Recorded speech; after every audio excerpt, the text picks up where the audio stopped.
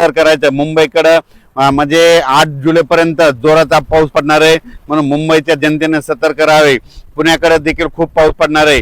अहिल्यानगर जिल्ह्यात देखील ह्या मध्ये 8 दिवसामध्ये अतिवृष्टी होईल, काही ठिकाणी मुसळधार पाऊस पडणार आहे। उत्तर महाराष्ट्राकडे नंदुरबार जिल्हा, नाशिक जिल्हा, जळगाव जिल्हा, धुळे जिल्हा, संभाजीनगर, त्याच्यानंतर बुलढाणा जिल्हा, अकोला जिल्हा, अमरावती ह्या पट्ट्यात मात्र अतिमुसळधार पाऊस पडणार आहे, म्हणून हा अंदाज लक्षात घ्यायचा।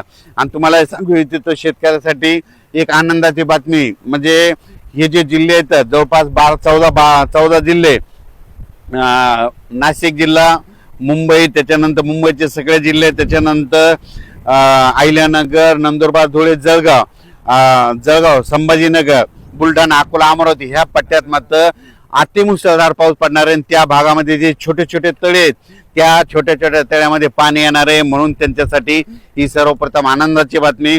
त्याच्यानंतर राज्यातल्या हे जे पाऊस आहे तिकडे जर मुसळधार पाऊस पडत असला तर